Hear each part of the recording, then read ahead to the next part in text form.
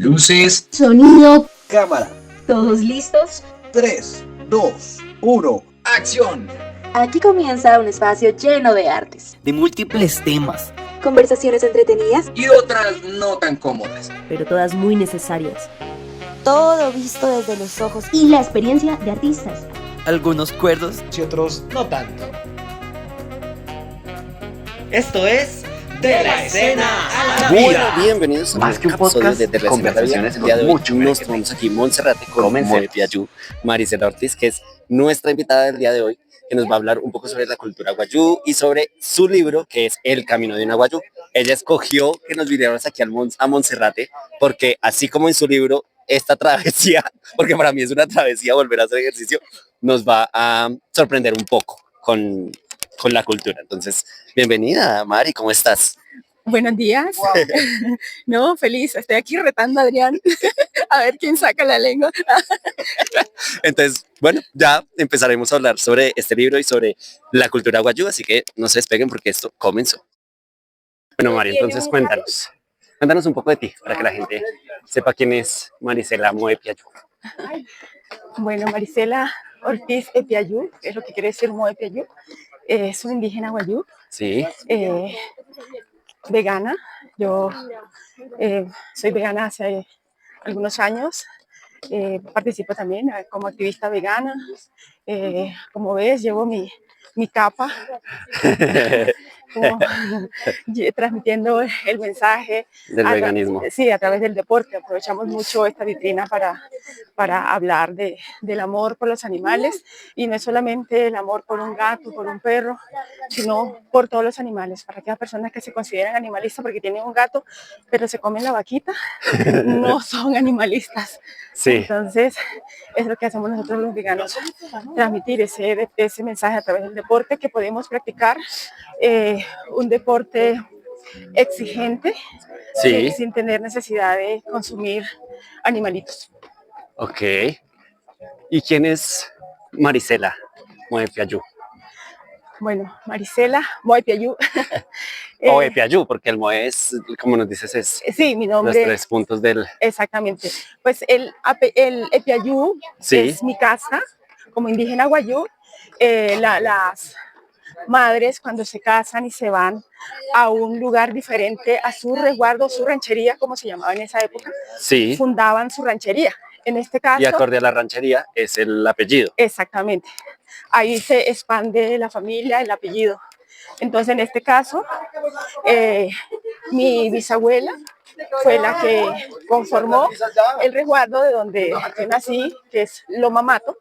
En ese tiempo, pues, ranchería fue gracias a mi abuela, a mi bisabuela.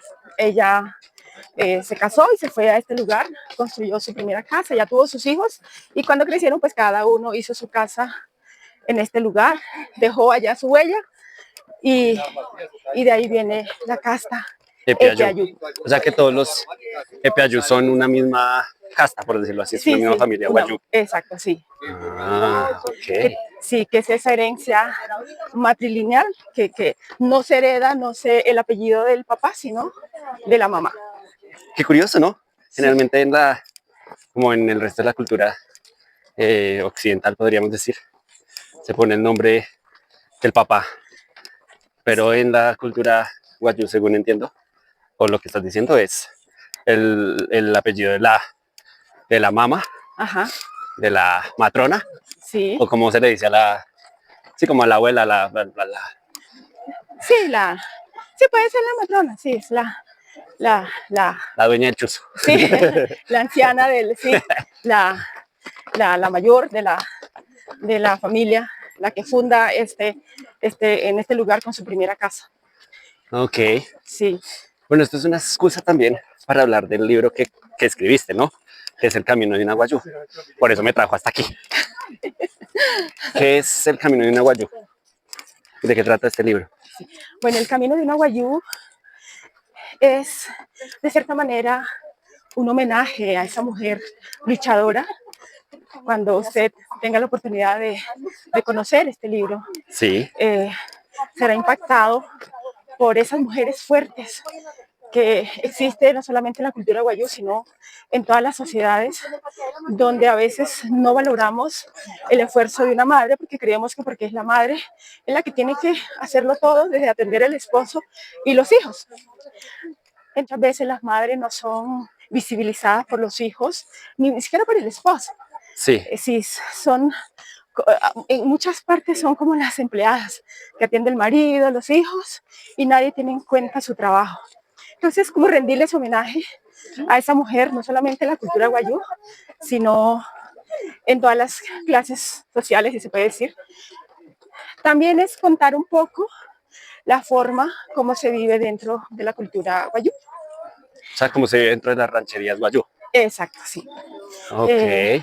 Cuando usted como turista viaja a La Guajira, conoce una historia muy superficial, no le van a contar detalles, cómo es la vida real dentro de un resguardo, una familia, que afronta la mujer, los niños.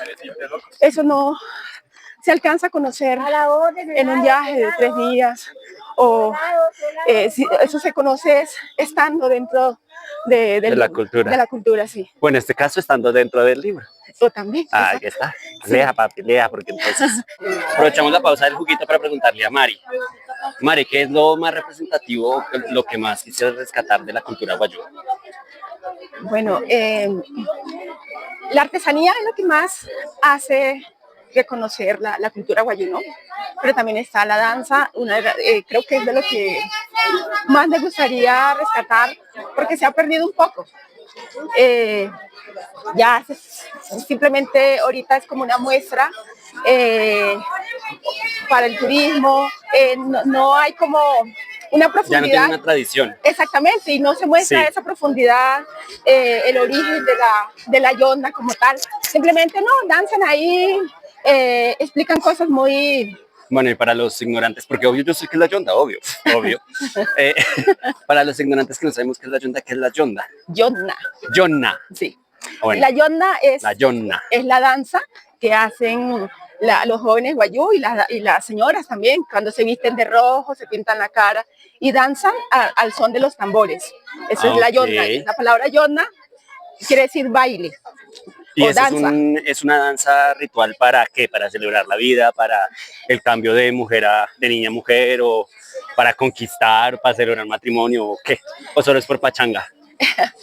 No, pues existe la yonna para agradecer, anteriormente para agradecer por la lluvia, la buena cosecha, pero también para suplicar.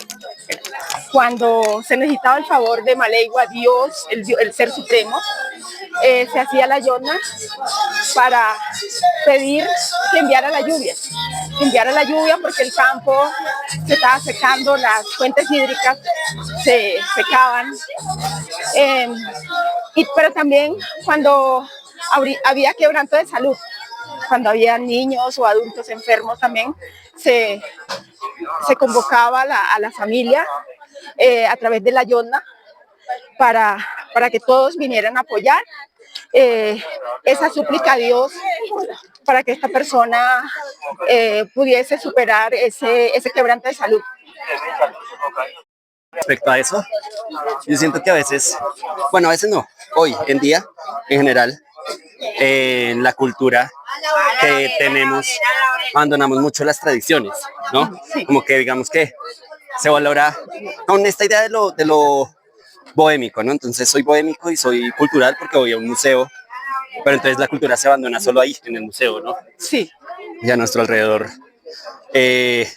lo que se hace no es considerado cultura y sigue considerándose ciertas tradiciones ancestrales como algo justamente no ancestral de sagrado, no ancestral de trascendental, sino ancestral de viejo, de ya no apto para el mundo actual de la ciudad, ¿no? Sí. Y es muy triste eso, muy triste porque justamente creo que tú en el libro del Camino de Guayú intentas en muchas ocasiones dar en cuenta al lector de ese contexto que se está perdiendo, ¿no? Y de cómo llegan estos samarios, guajiros, alijunas. ¿Qué son los alijunas? Los alijunas son como los blancos. los blancos. Exacto. Yo soy la alijuna. Exactamente. Para los guayú. Y yo soy la guayú. Y ella la guayú. Los alijunas a corromper toda esa cultura guayú, ¿no? Y pues qué triste que sea así. No solo en la cultura guayú, sino en general, ¿no? Y que hoy en día entonces se sigue considerando insulto decirle a alguien indio, ¿no? O el guache. Yo una vez, no me acuerdo dónde, creo que yendo hacia Boyacá, decían que la palabra guache significa guerrero, ¿no? Ajá. En la cultura guayú, ¿qué palabras de hoy en día aquí, como que los alijunas utilicemos, son mal interpretadas? Bueno, indio a veces. Le dicen a uno, ay, esa india o ese indio. Y se usa mucho, no solamente Como algo despectivo. para dirigirse a señalar un indígena, Sí. sino también a alguien maleducado. Entonces, alguien es maleducada, grosera, y dice, ay, ¿qué se va a esperar de ella Usted si es es una mucho india? indio, sí. Entonces, y sin tener nada que ver con una cultura étnica. Entonces, eso pasa frecuentemente. Para nosotros, digamos, por nuestros rasgos, a veces la gente nos rechaza, pero también pienso que eso también va en la persona. Si yo como indígena me rechazo, no me acepto, es lo que voy a transmitir y es lo que frecuentemente voy a sentir de las personas. Sí. Porque yo lo estoy sintiendo, yo lo estoy viviendo, yo no me estoy aceptando. Entonces yo creo que eso es como lo más importante como indígena, aceptarme, sentirme parte de un mundo. Sí. Donde un mundo que nos congrega con raizales, palenqueros, donde nos visitan extranjeros. Entonces, soy parte de ese mundo, así como viene a nosotros un europeo, ojos azules, rubio, pues también nuestro país tiene esa diversidad de tener muchos pueblos originarios. Tú hablas ahorita de justamente eso, ¿no? El orgullo de poder aplicar su cultura y sus tradiciones. Y hablabas de que hoy en día la yona es muy yonna, es utilizada más como de entretenimiento para los turistas. Ajá. Y no como una tradición hacia los ancestros y consigo mismo. Ajá. Y que lo más representativo son las artesanías. ¿Qué caracteriza la artesanía? Bueno, aparte de eso, para los que no sabían, la señorita aquí hace artesanías guayú, ¿no? Sí. ¿Qué caracteriza, qué identifica una artesanía guayú? ¿Qué cuenta la artesanía guayú? Las mochilas guayú, que son las que conocen Comúnmente, sí, popularmente. Sí, aunque no es un tejido propio de la cultura, porque eso lo trajo la colonización. Sí. Los guayúes son muy artistas y aprendemos muy rápido. Entonces, el crochet, que el tejido de ganchillo, que es el que usamos en las mochilas guayú, Sí. llegó con la colonización porque ese era un arte de la realeza, solo que tenían sus bordados, tenían sus tejidos. De la realeza, o sea, lo Europea, africano, lo sí, europeo, sí. Ah. Entonces llegó con la colonización, pero también más adelante pues llegó también la cultura árabe, que trajo también el tejido como el macramé, que hoy en día lo aplican mucho en los tejidos. Sí. Entonces, cuando las jóvenes aprendieron a tejer, anteriormente sus tejidos eran mochilas de algodón que ellos mismos cultivaban, pero ya llegó el hilo. Entonces con eso se fue tejiendo historias de la naturaleza, la cosmogonía. De pronto un dibujo puede ser una estrella, puede ser el sol, o puede ser un árbol, la hoja de un árbol emblemático, o de por ejemplo, de un árbol de frutos como la papaya. Los guayú cultivaban mucho papaya. En mi infancia, ¿me cerró? No. Ajá. En mi infancia comíamos mucha papaya porque mi abuela cultivaba papaya. Entonces, está Dentro todo del dentro del tejido Sí, se cuenta esa historia con la papaya. Exactamente, la hoja de la papaya, la flor de la papaya, la guajira le da mucho la papayuela. Entonces también todo estaba como inspirado en la naturaleza, en el cultivo, porque hacia la media y baja Guajira tuvimos la fortuna de tener una tierra muy fértil, con fuentes hídricas Sí. que pudimos disfrutar. También en esa época encontrábamos muchas piedras paleontológicas que venían con figuras de estrella de mar, de Caracoles, cangrejos. Sí, exacto. Entonces también cuando encontrábamos una de estas piedras, la llevábamos para copiar la imagen en una mochila. Entonces las mochilas son eso, historias tejidas, que puede ser de momentos felices o quizás momentos de dolor. Ok. Y ¿qué otra cosa entonces, para empezar, para terminar este pedacito y poder tomarnos por fin el juguito que llevamos media hora pausando? ¿Qué otra cosa es distintiva de la cultura guayú hoy en día, que quisieras resaltar? pues la vestimenta, la manta. Sí, La manta, la manta roja que se pone en la yonna. exacto, o de Ok. color también. Hoy en día hay la manta roja como para la danza, Sí. o para cuando se hacen ciertos rituales, ceremonias, porque representa la conexión con la vida, con la sangre. Por eso es roja. Sí, representa eso, la ok. fuerza de la vida, la sangre, lo que llaman la cultura Eiruku, o sea, como esa hermandad, esa sangre que nos conecta. Eiruku, Eiruku, sí. que es hermandad. Hermandad, Eiruku sí es como el apellido. Entonces, Ok. sí, entonces eso representa la manta, y también la danza también representa la libertad que experimenta la niña, la joven, la señora cuando está haciendo su danza. Es su momento de vivir y sentirse plena, libre, imitando la danza de un ave, digamos. Bueno, seguimos aquí. Cuéntanos, Mari. Ya hablamos de las cosas lindas, de las cosas culturales, de la cultura guayú. Ahora, ¿qué cosas de esta cultura te gustaría dejar o cambiar o que no son tan lindas y siguen siendo igual de populares que la yona, que las artesanías? Bueno, una de las cosas que, aunque ya ha ido cambiando, ¿no? Yo lo he visto en las nuevas generaciones, en mi sobrina, por ejemplo, es el momento de que la niña tiene su primer ciclo menstrual, Sí. que pasa de niña A mujer. de una Eso manera. tiene en el libro tú explicas eso tiene un Sí, que la encierran durante la majayula, sí. la majayula. Sí. Sí. Porque Si usted no sabe qué libro estamos hablando, papi, lea. La majayula. Sí, es un momento donde su infancia es abruptamente interrumpida. Sí. Le dice a la niña, usted ya se desarrolló, ya señorita, la Claro, encierran. porque tampoco le avisan ni nada, ¿no? O sea, Exacto. no es... Que incluso en la cultura alifuna también es muy así todavía. Hoy en día Exacto. existe todavía un tabú, Exacto, sí. un tabú con tocar esos temas con las niñas, ¿no? Sí. Como que prefieren esperar a que llegue de sorpresa y traumatizar a la pobre. Exacto. Entonces, claro. Entonces, yo pienso que ese es un momento íntimo volvemos. Sí, que solo debe vivir la niña. en su intimidad. Exactamente, porque pues aparte que sufre el corte de su cabello, ya los que están por ahí esperando que crezca, ya le echan el ojo, ya está lista, entonces ya están ahí como aves de rapiña para caerle. ¿Y por qué le cortan el cabello? Ah, bueno, no, eso lo explica en el libro, entonces, vea el libro.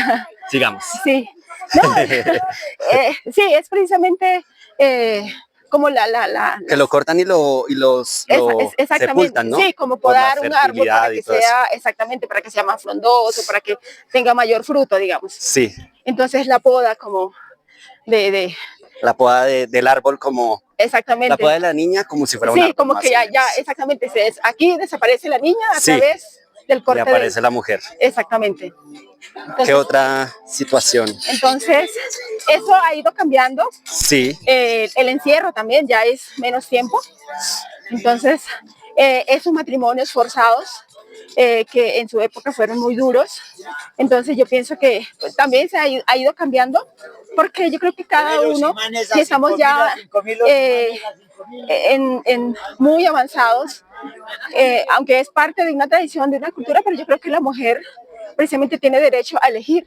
Sí. A elegir con quién quiere compartir su vida.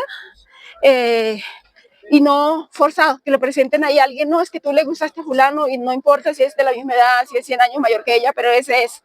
No importa porque ya pagó por tu dote. Exactamente. Y la dote, que es una cosa que nos venden la idea que la dote es asegurar el futuro de la niña. Es mentira, porque de esa dote, si es dinero, si es joya, vacas, cabras, no recibe absolutamente nada la niña. Eso se lo quedan los tíos, los abuelos, entonces no recibe nada. Bueno, sí, yo creo que, bueno, leyendo el libro, siento que también dentro de estas cosas a dejar o a rescatar es justamente el papel contradictorio un poco de la mujer, ¿no? En esta cultura. Exacto. Que tú expresas en el libro, y es justamente lo que hablamos ahorita detrás de cámara de, claro, la mamá, la matrona, la abuela, es la figura de autoridad mayor, sí, pero al mismo tiempo la mujer es solo la reproductora para el hombre y la que le tiene que cocinar y mantener la casa al hombre, ¿no? Sí. Pero al mismo tiempo también hablas de una mamá, que mamá es uno de los personajes principales del libro, que es luchona por toda su familia y sube cada cierto tiempo a la sierra, ¿ves? Sí, a la sierra, a la montaña. A la montaña para proveer al resto de su familia. Entonces, siento que rescatar justamente esa parte positiva de la mujer como imagen autoritaria de la comunidad, darle el apellido, que es algo que en la comunidad de nosotros, Alijuna, no, como que no, todavía sigue siendo muy luchado, ¿no? Sí, sí. Hoy en día todavía sigue siendo muy luchado por la tradición. El hecho de que no, que el apellido que tiene que haber primero es el del papá, cuando tenemos altos índices de que no existen papás. Exacto. Que es la mamá la que está todo el tiempo ahí luchando. Sí. Entonces, sí, como ese machismo. Sí, a mí me gustaría como rescatar eso, porque la mujer es la que lo da todo. Exacto. Hoy en día, por lo que ya la cultura guayú ya está más permeada de la cultura occidental, de las culturas religiosas. Entonces ya, si la niña no tiene el apellido del papá, entonces ya la misma madre de familia dice, es que es hija natural. Cuando antes eso no... ¿Hija natural? Hija natural, o sea, que no es hija del matrimonio. Es hija de naturaleza. Exacto. De la madre y de la naturaleza. No. ¿O en qué sentido? Cuando la hija o el hijo no tiene el apellido del papá, sí, que es un hijo fuera del matrimonio, entonces hija natural. Ah, ok. Entonces, cuando antes eso no existía. Eso era una aberración. Sí, o sea, ahí no contaba el apellido del papá. Nosotros, hasta la generación de mi mamá, en mi familia, se mantuvo el Epiayú. Sí. Pero ya de nosotros en adelante ya se perdió, porque ya tenemos un apellido Alijuna o de un padre guayú, como el caso de uno de mis hermanos, que ahí en la línea de él ya se pierde el Epiayú. Por decisión. Sí. Ok, tomémonos una pausa para ir por otro tinto, levantarnos de la cama, desperezarnos un poco o incluso cerrar la llave de la ducha. Y mientras tanto, te recuerdo que todos los temas y conversaciones que tenemos aquí en De la Escena a la Vida son opiniones y experiencias personales de cada uno de nosotros como artistas.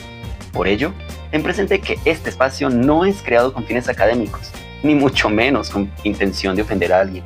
De la Escena a la Vida es un podcast meramente de ocio, opinión y entretenimiento. Disfrútalo. Ya llegamos a la cima, por decirlo así. Lo logramos.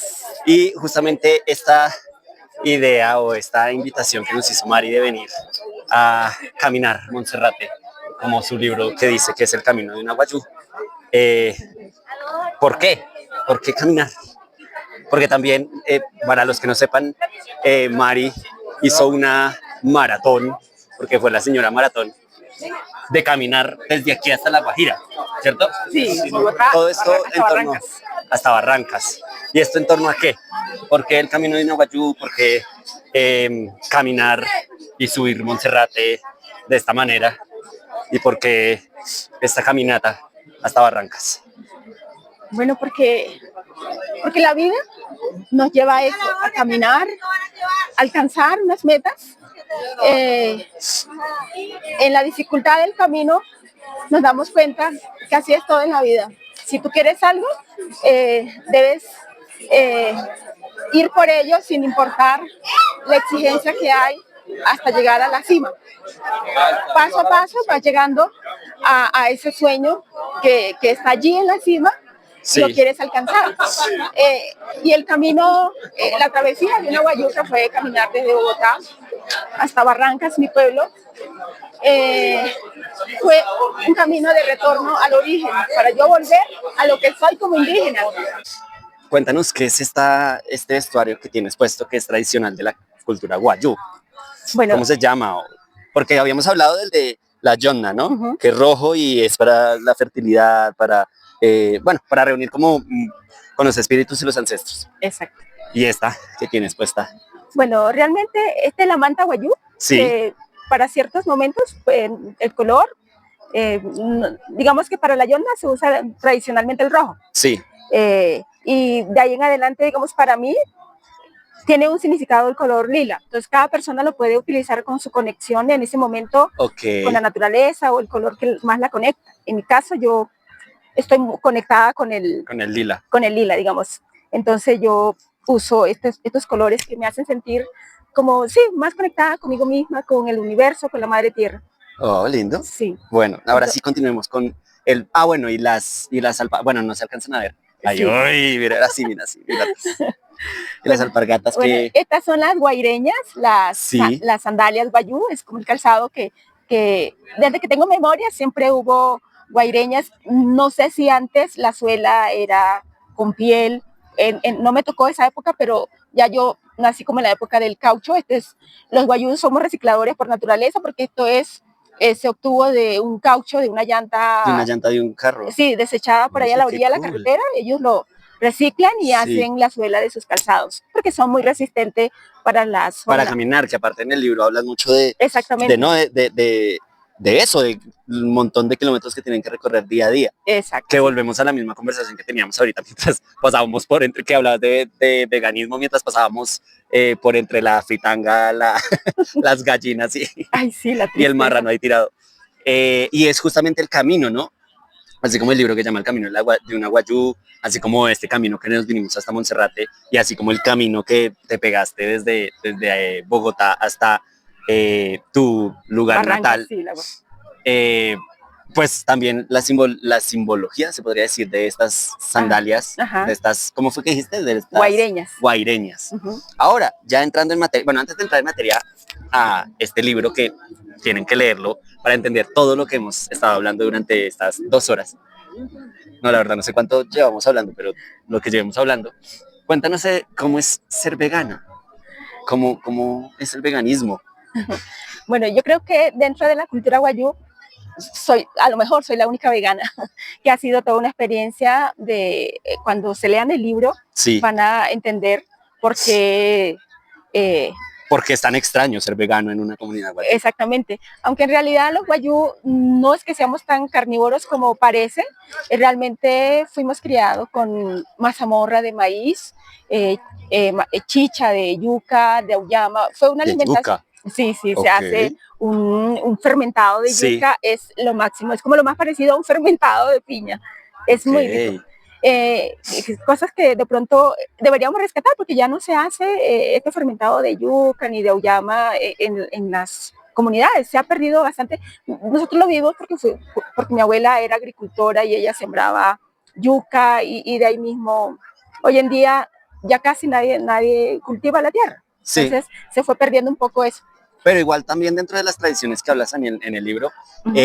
siempre que hay una fiesta, siempre que vuelven a casa los hijos de mamá, sí, como que siempre que hay un evento, Ajá. siempre hay de por medio el sacrificio de un animal, ¿no? Generalmente Exacto. un chivo, Ajá. uno o dos, bueno, depende de la cantidad de personas, o incluso cuando es estas reuniones de que van a casar a la niña con una persona Ajá. con la que se vayan a casar, también entonces sacrifican uno, dos, tres chivos acorde a la cantidad de familias que vayan, porque algo así como que entendí yo que le daban a cada familia como su parte de la carne para que ellos mismos lo cocinaran y ellos mismos hicieran sus comidas, ¿no? Entonces sí, a pesar de que está la chicha, la mazamorra de maíces, Ujú. la mazamorra de maíz que utilizan en este paso de, por ejemplo, la niña que encierran del paso de mujer, de niña a niña a mujer. mujer, que tiene todo un proceso que también lo explican acá súper literal y es Ajá. muy bonito. Sigue habiendo, siento, esa cultura de mucha carne. Entonces, claro, ¿cómo es para ti adaptarte a comer absolutamente nada de carne cuando vienes de una cultura en donde todo se celebra por medio pues, de la carne?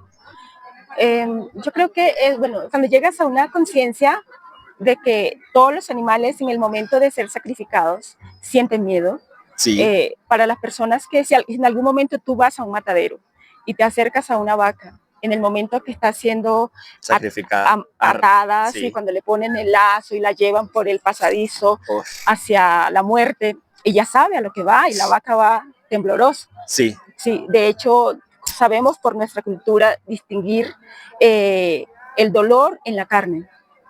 Sí, ok, sí, la carne, cuando el animal sufrió mucho en su proceso de muerte, esta carne tiende a dañarse, a descomponerse muy rápido. sí, Cuidado ahí. Entonces, cuando se sacrifica el animal, sí, realmente se vive ese momento de angustia. sí, Y solamente te das cuenta de eso si te das un día un paso por un matadero y ves cómo la vaca tiembla, la vaca llora.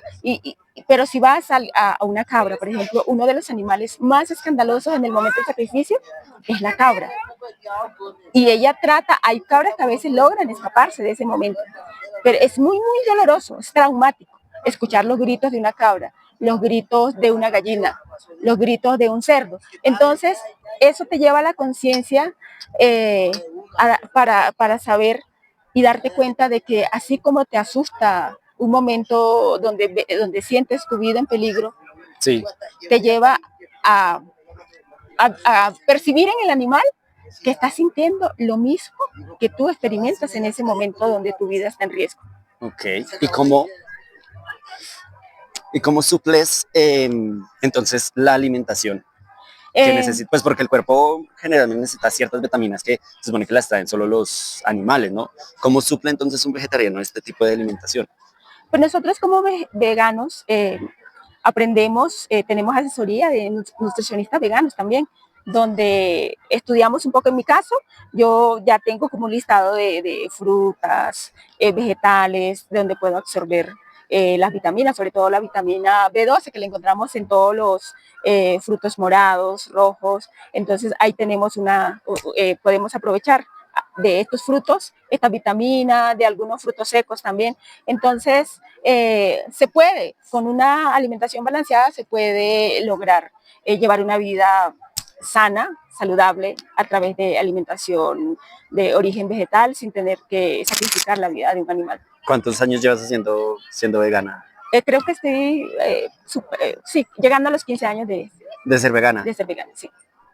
Entonces ha sido todo un proceso. Es que realmente de nacimiento mi organismo también presentaba un rechazo, una intolerancia hacia las carnes. Y luego con el tiempo sí, decidí que no tenía sentido si mi organismo rechazaba los alimentos con carne, ¿para qué seguir consumiendo algo que tu cuerpo no quiere? Bueno, sí, es verdad. Entonces hice la transición y en el proceso conocí la comunidad vegana de Bogotá, que es bastante grande. Hay muchos deportistas, entonces eso le dio fuerza, le dio sentido a mi decisión de vida. Y durante la caminata que hice hacia La Guajira, también fue un poco para llevar ese mensaje del veganismo, fue una caminata por un mundo sin especismo, como en cada lugar donde yo... ¿Por un mundo sin qué? Sin especismo. ¿Especismo? Sí. O sea... No hacer diferencia. Ah, ya, ok, sí. Ya te entendí. Sí, que si tú no te comes el gato o el perro, ¿por qué te comes la vaca y el perro? La vaca y el chivo. Exactamente. Y el cerdo. Sí. Entonces, porque si coges al perro, le das, no sé, un correazo, el perro llora. Sí, Y si coges a la vaca y le hace lo mismo, pues también va a llorar, pero igual te la vas a comer. Exactamente. Sí. Entonces, es como tener esa conciencia de que todo animal sintiente es igualito, es semejante a nosotros. Ok. Ahora sí, entrando entonces al Camino de una Guayú, que es este libro hecho por Marisela Ortiz Epiayú. ¿Cómo nace esta historia, no? Digamos que sin hacer muchos spoilers, justamente para invitar a la gente a leer cómo nace el Camino de una Guayú. Bueno, el Camino de Naguayú nace pensando en esa mujer, como había comentado anteriormente, en esa mujer que no se visibiliza, en esa madre que lo da todo por sus hijos, sin embargo, pasa desapercibida. Todos los honores se lo lleva el varón, como en el caso de la cultura guayú. Entonces, es rescatar un poco eso, ¿no?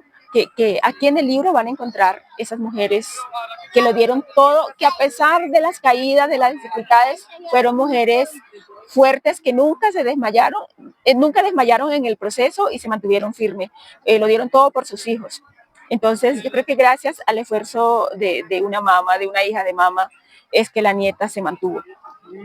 Y es precisamente lo que yo quiero también transmitir a la nueva generación, ese valor de la madre, ese valor de la mujer. Y todo lo que encierra el libro, la cultura, la cosmogonía, como rescatar un poco aquello que hemos ido olvidando porque los abuelos, los contadores de la historia se han ido perdiendo. Ya no hay nietos que se sientan alrededor de un abuelo a escuchar sus historias de vida. Sí, lastimosamente en eso estoy muy de acuerdo. Y es que lastimosamente hoy en día ya no hay justamente esa tradición oral. Como que la mayoría de cuentos o de cosas que se van contando son solo de un texto a otro y ya. Sí, o sea, como decirlo, como cuentos literales y no de sentarse con el abuelo a escuchar lo que dice el abuelo, de contar sus historias, sus antepasados, de reunirse frente a la fogata, sí, como esta idea tradicional ya no la hay, al igual que las tradiciones, lo que hablábamos ahorita mientras subíamos, ¿no? Como qué lástima que todo lo tradicional que expones aquí en el libro se ha vuelto hoy en día algo solo turístico, como una excusa turística de entretenimiento y no justamente con ese peso ancestral que tenía antes. Al igual que muchas de las tradiciones guayú, ¿no? Que uno lee y uno dice, qué lindo o qué aberrante, pero aún así son tradiciones que se pasan, se mantienen, claro, sí. Se mantienen de generación en generación y hoy en día no, hoy en día o no se mantienen o se mantienen pero ya digamos que un poco alijunadas, americanizadas en este caso, y con un objetivo meramente comercial y de entretenimiento. Entonces sí, muy triste eso. Y bueno, por otro lado, ¿cómo fue ese proceso de crear el Camino de una Guayú? Ya nos contaste de que como el trasfondo, ¿no? Como un poco la sinopsis de la historia de Mama, de la hija de Mama y de la nieta de Mama. Pero ¿cómo nació el Camino de una Guayú? Un día te sentaste y dijiste, voy a escribir mi historia y la de mis antepasados, o alguien lo despertó, o por un taller, o cómo fue ese proceso. Bueno, años atrás yo venía dando charlas con amigos, ¿no? Entre amigos, contando un poco de la cultura, estudiantes de universidades que querían conocer un poco para sus proyectos, sí, un poco de la cultura. Entonces estos estudiantes me fueron como diciendo, si tú tienes una historia tan bonita de una cultura, ¿por qué no contarla? ¿Por qué no contarla? Entonces yo pensaba, pero yo no tengo ni idea cómo se hace un libro, sí. Entonces, pero estas personas seguían insistiendo y yo lo tomé como una señal de Dios, de que, bueno, si tanta insistencia, ¿por qué no arriesgarse? Entonces, en esa conversación de que escribe un libro, sale el nombre El Camino de una Guayú, fue lo primero, y decidí escribir. Empecé a organizar el contenido, títulos, luego ya fui desarrollando y ya fui pensando, bueno, ¿qué quiero contar? ¿Qué quiero contar en el Camino de una Guayú? Entonces ya, ¿quiénes serían los personajes? Entonces ya ahí es cuando elijo Mama, la hija de Mama, la nieta de Mama, y bueno, y todo. Y todos los que estuvieron a su alrededor. Exactamente, sí. Entonces ese fue como un proceso. También tuve la fortuna de coincidir con el el taller de escritura creativa que IDARTE realiza 2 veces al año. Ok. Es un programa que, Espacio publicitario. que yo creo que todas las personas que tienen como Esa chispa. sí, de la escritura, que tienen ahí como que tienen esa que les pulsa ahí, tienen esa, sí, esa chispa, se puede decir, esa idea. Esa semillita, podríamos decir, esa semilla de querer escribir Sí, y no saben cómo. exactamente. Estos espacios son perfectos para uno tener herramientas para desarrollar un proyecto de escritura, como fue en mi caso, que me ayudó muchísimo. Bueno, no vamos a hacer mucho spoiler entonces sobre el camino de una guayú. Como ya dijimos desde el principio, esta idea de venir aquí hasta Monserrate, de sufrirla mientras subíamos, también como una invitación a esta idea que dijiste tú de cómo el camino de uno llegar a objetivos, de siempre llegar a más alto, de siempre querer apuntar a más alto. Como no queremos hacer spoiler, entonces la invitación a que lo lean y nos digan qué opinan. Pero también a mí me gustaría saber, en torno a esto que hemos hablado de la cultura guayú, ¿qué impedimentos hubo al escribir el libro para la cultura alijuna, ¿no? Porque detrás de cámara hablaban, o yo te decía como, claro, uno entiende que están hablando en español, pero en muchas ocasiones están hablando es Guayunaiki. Guayunaiki. ¿Guayunaiki? Guayunaki.